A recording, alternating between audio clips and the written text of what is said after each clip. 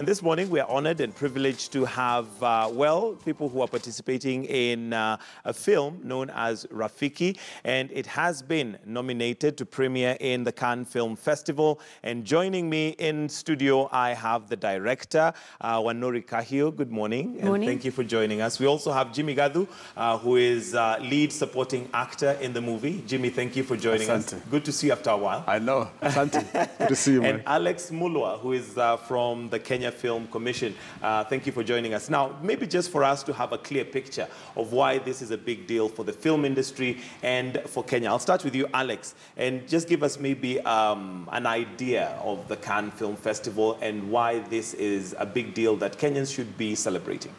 For us, it's really a big deal, and we are really excited to know that we have a film produced by a Kenyan, made by Kenyans, that has actually been nominated to be screened at the Cannes Film Festival. The reason why we are so excited it being screened at the Cannes Film Festival is because Cannes is one of the oldest film festivals, the most prestigious in the globe. So you can imagine where we've been placed as a country if we have content that is actually going to be showing at Cannes, competing, having been chosen, and so many films are normally submitted. And for it to be considered to be screened at the Cannes, that means it is good content, it is content that is worthwhile. So for us, we are very excited. It's the first time. And what we can say is that the film industry is becoming of age, and we congratulate Wanori for the kind of job that she has actually done. All right, and to place us. Congrats, Wanori, on a job greatly done. And how does that feel for you to be the first Kenyan film featured at the Cannes Festival? I actually don't think it's a win for me. I think it's a win for the industry. The cast and the crew have proven that we can work at an international level. We have the talent, we have the skill, we have the capability, we have the storytelling ability to be able to tell Kenyan films that then are added to cinematic history. Because, like you're saying, this is the oldest film festival, so we've had big filmmaking greats out of Africa like Semben Usman, who have played at this festival, and now we are adding to that cinematic history as Kenyans. Now, I remember when we had the film Watu Wote, the main thing that was picked out of it is that it had been done by Kenyans, the talent, the story was Kenyan, everything was Kenyan except the directors being foreign. So what is it that possibly gave you that position and made you feel that we can do this, and you've managed to pull that off? I've been working for 10 years. I've always known that we can do this. This has just been lots and lots of work, slowly building up until now. This is where we're here. But it's been a long haul, but it has been carried by an industry, not a single person. Not a single person. Jimmy, I know you've been in the industry for a while and you've done all sorts of things, including acting. Yes. Did you see this coming? All sorts of things, yes. Did I see what? Did you see this coming? Did you see? I mean, it's not the first time I've worked with Wanori. So in terms of her works, I know her works well. I've always admired how she pulls out somebody's artistic talent. So it was exciting when she called me for this one. She did, of course, say, you know, it's about you know, two girls, and it's, you know, it will need your emotional strength to do this. But I will pull that out from you. So I was excited. You know, you kind of have a feeling that it was going to be a big thing. And here we are. So, yes, very excited. Okay. Yeah. Alex, the Cannes Film Festival is possibly one of the things that has come out of the films that have been done previously is the cost of production in Kenya, and that has limited quite a number of local artists from getting, you know, that film out there purely because of cost, because there's quality, it takes time, there's paying the talent. Are we making progress in that regard? Yes, we're making a lot of progress. One thing I would like to say is that we signed a cooperation agreement with France sometime back in 2013. And apparently that time we were with Wanori, and that's the time she was actually looking for resources for this particular film. So what we did in that particular agreement is that we looked at aspects of financing to be able to bring Kenyan filmmakers and the international filmmakers to be able to tap into the foreign currency, because for us we don't have a film fund in the country, but that's something that the government is really striving hard to establish. So in order for us to be able to access address this sort of financing and get local productions being done is that we look at that kind of cooperation agreement and co-productions. Like what happened recently at the Kalasha International TV and Film Market. We brought people from Argentina, we've brought people from France, we brought people from the US, people who are actually coming in and they're looking at that co-production element of it so that at least they can be able to support us with the aspect of financing. Not only financing, but also the aspect of distribution, which we're actually seeing right now happening at Cannes.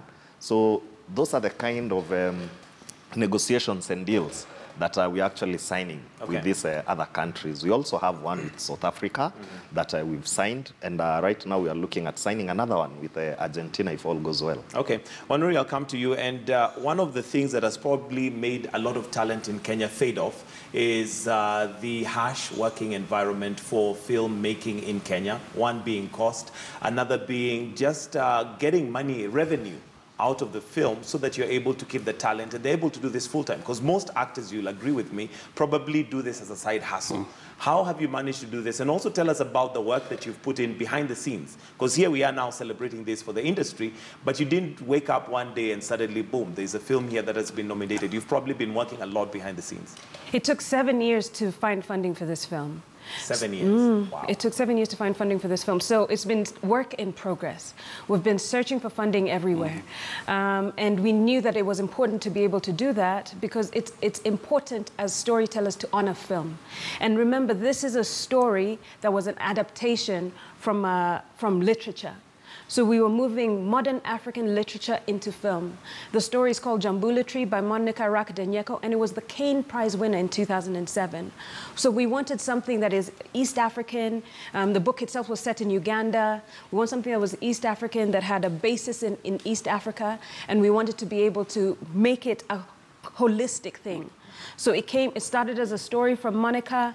We started fundraising, and then it took a long time to be here. But we really hope that by making this film, Disconnect has come out this year, Supermodo has come out this year, that this means that there is not only is work being recognized internationally, but also local audiences are able to see it, appreciate it, and then because they are able to pay back, then the artists themselves can go and make more films. So we're dependent as much on the audience as well as financial institutions and the help from the government to be able to make an industry work. What would you say has kept you focused? Because 7 years is a long time to be waiting for funding, and you could probably have done many other things as you were waiting for the 7 years, but what kept you focused? We knew that it was important to be able to tell stories. We knew that it's important to be able to add to the economy. We knew that it's important to say that we are making a Kenyan film and we want to make it here. And all those things had problems associated with it. It's hard to make a film. It's hard to make a film not only in this country, but now in the international landscape. It's hard to be an independent cinema filmmaker. Right. So it was all part of that, but we knew that if we do not tell Kenyan stories, nobody else will. Other people will come in and tell our stories. So the dedication was, it is our duty and our right to tell our stories. Okay. Jimmy, you talked about, having a brief before. Yes, sorry. Having a brief before, and you'd have to, it's an emotional film that you'd have to really get into set. And I've read bits and pieces of it, so I don't want to give out too much. Yes. But it is also not conventional. It's not your ordinary scenario in Kenya that everybody will sit back with a family and sit back and say, wow, that's a film. So how did you get... Actually, it is. It is an ordinary Kenyan situation. And that's why, for me, it is important for people to watch it. And not listen to what everyone else is saying, just watch it. Because you'll be surprised, it is a typical Kenyan scenario. We have parents who are confronted by their children and are facing those struggles of how do I make that decision? Most of all, this is my child. It's a situation that happened to me in terms of a question. You know, Dad, what would you do if I came home and I told you? A, B, C, D. Exactly. What would you do? And in fact, I remember I shared that with Wanuri, and she was like, that's what I want. I want you to do that. That whole turmoil you were going through, when you were asked that question, what were you thinking? That, whichever way you reacted, that's what I want in the movie. And that's what came out. So it is a movie, a Kenyan movie, where these scenarios are happening, these questions are happening, these struggles by parents are happening, but kids were saying, so I'm waiting for an adult to tell me what is happening to me, okay? It's not a foreign scenario, it is here. Hence the reason why, watch it. Okay. You'll be surprised. Kenyan reaction, how Kenyans react when you make a decision that affects everyone. How do Kenyans react?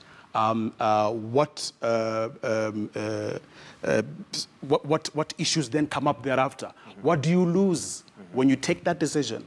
Do you face that responsibility? All those things. You're definitely good at teasing a film. We definitely want to watch this. And yes. Alex, as we wind up, we're out of time. Your advice to filmmakers in Kenya, what's the key thing they need to look out for? Because I think we're in a very harsh environment in the sense that Kenyans demand quality. But at the same time, are they willing to pay for that quality? What's your advice to them? My advice to the Kenyan filmmakers is that they need to continue doing their thing. Give us quality, be courageous enough, tell the stories as they are, because film is so powerful. It is out there to communicate, and at times even to address the challenges and issues that we have as a society, to tell us what you're actually going through in terms of even our cultural practices. So what I can tell filmmakers is they need to continue doing that. Knock at the government doors, look at what we have to do for you. We'll give you the support that is needed so that at least you can be able to come up with the content and the right content. Okay. Yeah. Wanuri, I'll come to you on your closing comments. But Jimmy, your advice to filmmakers and generally artists out there. I'm sure they look up to you, so I'm sure you have some words you can give them of advice. I think two things. One, as Wanuri has said, continue telling stories, because we are storytellers. The Kenyan story must be told. The East African story must be told. Secondly, talk about Kenya in those scenarios where they're difficult to bring out. Because if you look at our whole scenario in every facet of Kenyan, it's those stories we don't talk about. It's those political stories we don't want to talk about. It's those social and economic stories we are uncomfortable talking about. But these are what makes us Kenyans. So be bold enough and be good at your work. And I'll give an example. I mean, I wish we could do an EPK of how this movie was shot. She basically brought the talent out of us.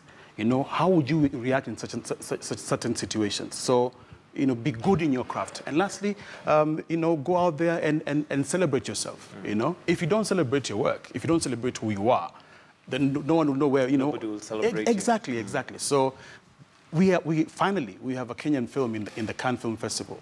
And that's because we were bold enough to come up and say, we are Kenyans, we have a story to tell, and here we are. And you told it. And we told it. All right, Wanuri, you're the director, of course, who's behind this. Your closing comments, and I'm sure out there people are asking, when can we get to see this film?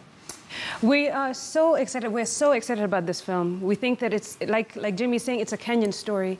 Unfortunately, we just got word that we won't be able to be screening the film in Kenya, which is a shame because we truly, truly believe that the audience... Is that because of the film festival or...? No, unfortunately, our film has been censored in Kenya because it deals with matters that are uncomfortable for the Kenya Film Classification Board. But I truly believe that an adult Kenyan audience is mature and discerning enough to be able to watch this film and have their own conversation with it. They don't have to like it. They don't have to, when we're just presenting a fair story about the things that are happening in Kenya. It's a reflection of society. And we need to be having conversations about what is happening in society. But unfortunately, because the film has been banned, we'll be unable to be having these conversations. And we truly, truly hope that there's a time, just like Ngugi wa Thiong'o's work was in exile in one time, it came back. So maybe this work that is in exile will also come back, and we can properly have an open discourse about our people, our children, how we're interacting with our community, and what our role is. How does that make you feel that you have a Kenyan film done by Kenyans but cannot be watched by Kenyans at home? I'm incredibly disappointed. I'm incredibly disappointed because I believe in Kenya. I strongly believe in Kenya. I believe that we are an international being. We watch things that not only originate in Kenya, we watch things that come from outside of the country, and we're able to be discerning. And we're able to say, well, we don't agree with this. Well, if it was me, I would deal with this like this. Yes. Well, you know, if my child comes to me, this is the kind of conversation I would like to have with them. But I guess it is what it is for now. It is what it is. Okay. I'll just use 2 words, yeah? What I want to say is that traditions are static, culture is dynamic. Absolutely. Let's think in those lines as we move forward. All right, thank you very much, ladies and gentlemen, for joining us this morning. Wanuri Kahio, director for the film Rafiki, which has been nominated to premiere in the Cannes Film Festival. And, well, from what you've told us, unfortunately, will not be shown in Kenya. But I guess that's a conversation maybe that's ongoing. Jimmy Gadhu, lead supporting actor for the film, and Alex Mulo from Kenya Film Commission. Thank you for joining us this morning, and we're wishing you all the best. For now, it's 22 minutes after 8. We're going to take a short break. When we come back, we'll be looking at what's been making, well, hot topics in Kenya and around the world. That's all coming up right here.